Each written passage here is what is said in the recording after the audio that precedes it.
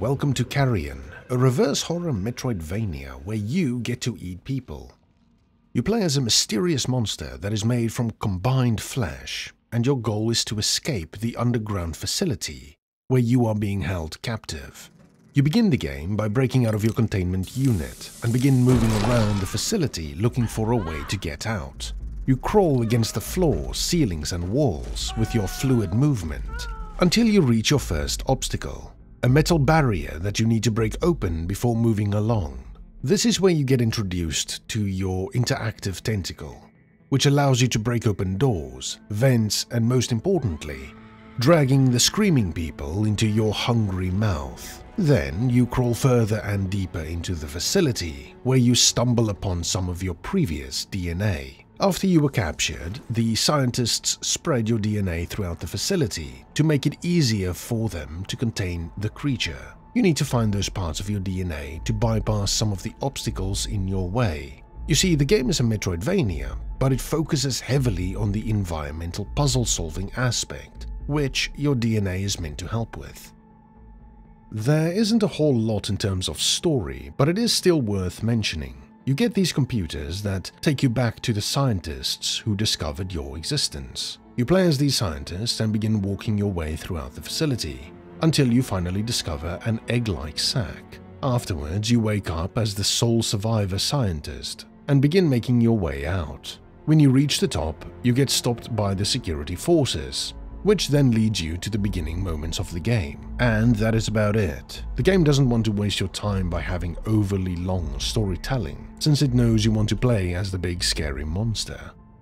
Like I mentioned before, your DNA is spread throughout the facility, and each piece of your DNA unlocks a new ability. The abilities vary in use. Some are mostly meant to be used for attacking purposes, whereas others are mostly used for puzzle-solving purposes. That being said, every ability has some application in combat though. Now, there are quite a lot of different abilities, but I'm only going to cover a small few to give a basic understanding on how they work. But before I do that, I need to cover body sizes first. So, the creature can evolve into 3 different sizes: small, medium and large. You get these extra health as part of your DNA that you need to find, but they are very important for puzzle solving as well as combat. Each size has different abilities they can use, and those abilities are locked to only that size. For example, invisibility is only meant for the smallest sized creature, meaning you can't turn invisible when you are the largest sized creature. This is important since many puzzles throughout the map need you to shed some mass in order to use different abilities when bypassing obstacles. However, in bigger sizes you can break open wooden beams that are blocking your way, allowing you to get access to those different areas, which were previously cut off from your smallest size. Now, in terms of combat, you get various different abilities that allow you to slaughter all of the humans in your way. One ability gives you a bunch of spikes that stab into people if you ram into them, whereas another shoots massive spikes at your targets. These abilities will come in handy, since you will meet some tough enemies along the way. There's not too many different enemies in the game, but there are still a few differences with them. When you first start, you mainly only get unarmed scientists that can't defend themselves, and they are the most fun to kill. However, they do start to bring out some pistols and start defending themselves from you. Now, although you are a very big scary monster, you are still somewhat fragile, so planning ahead is important. Eventually, you will start to meet soldier units. Now, these guys are pain, since they have body armor, meaning you can't eat them for health, and they have better weaponry like flamethrowers that set you on fire. They also have a shield that you can't reach through, so you need to try and get them from behind if you want to kill them. You need to be careful though, since they are very capable of killing you quickly. Next up is the dreadnoughts, which are mechs. They have a human inside which you need to get to if you want to disarm the machine. They have miniguns, and they will very quickly destroy your existence if you don't manage to take it out or hide from it in time.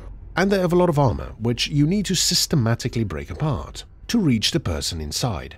These guys are tough, and they do make their presence known. Now, there are defensive turrets, but they are relatively self-explanatory. And there are stick explosives that latches onto you when you move past them. You also do get an ability to help protect against those. The last enemies worth mentioning are the scout drones and sentinels. These defenses need to be broken apart for them to be destroyed. The bigger ones have pulse weaponry and shields, but if you grab them, you can Hulk smash them against the walls to destroy them. The other drones are just normal small drones, but they use their propellers to cut you to pieces if you are close to them. They mostly spawn from these weird vehicles that you can't destroy, although they only have a limited amount of drones that they can spawn, so don't worry too much.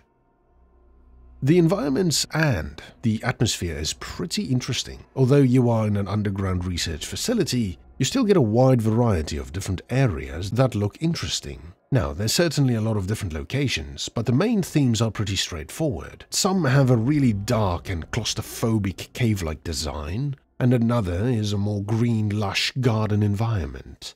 Another is a mostly industrial and metallic type of environment, which is definitely a theme you see throughout the areas you explore. Some areas are very heavy water focused, which allows you to swim and navigate your way through to other areas. The environmental designs are pretty interesting and offer a decent variety when exploring the facility. Now, when exploring these different areas, you can growl to see which direction you need to be heading into.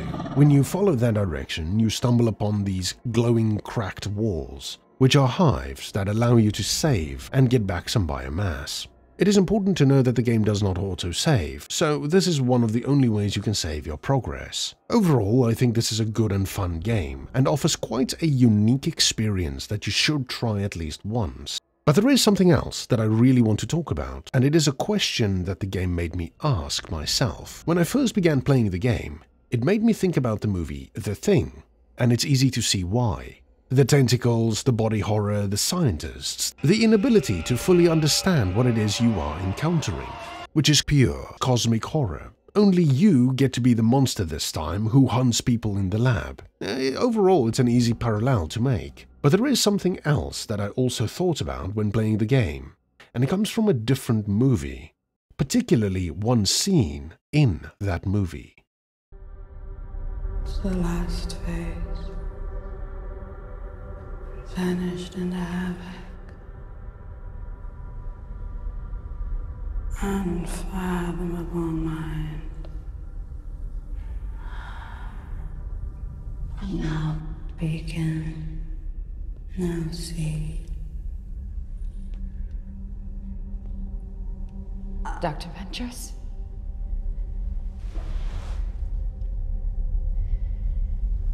Lena.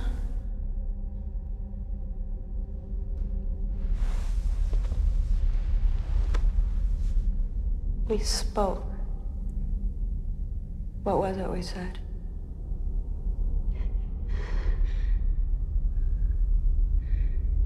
That I needed to know what was inside the lighthouse. That moment's past. It's inside me now. What's inside you? It's not like us. It's unlike us. I don't know what it wants, or if it wants, but it will grow until it encompasses everything. Our bodies and our minds will be fragmented into their smallest parts until not one part remains. Annihilation.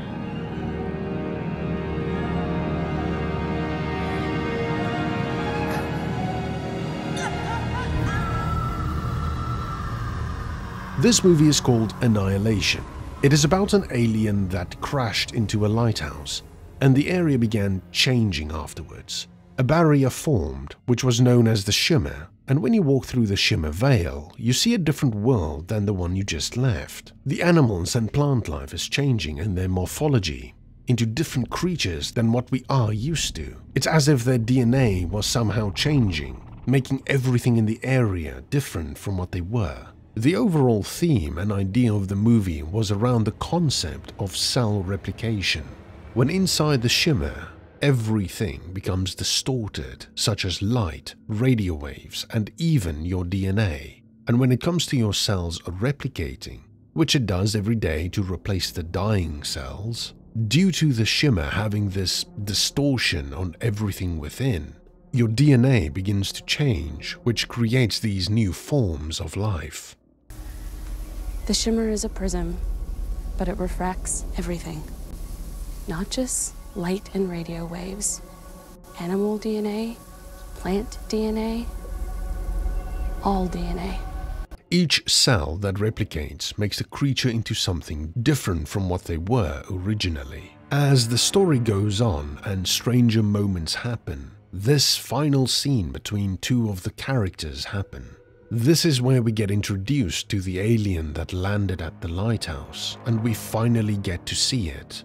The creature is inscrutable and really hard to explain and understand what it truly is.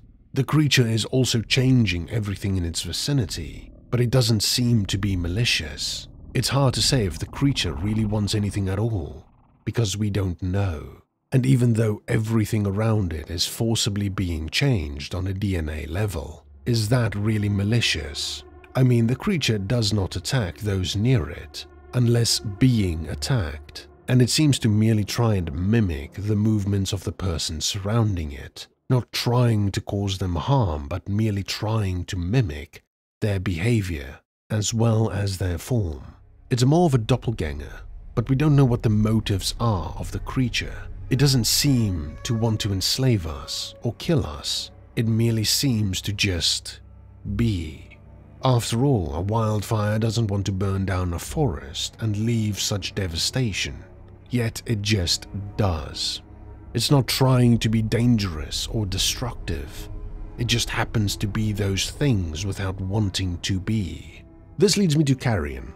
The monster is certainly dangerous to humans, but is it dangerous because it wants to maliciously kill everyone? Or is it just trying to survive by following its natural instincts?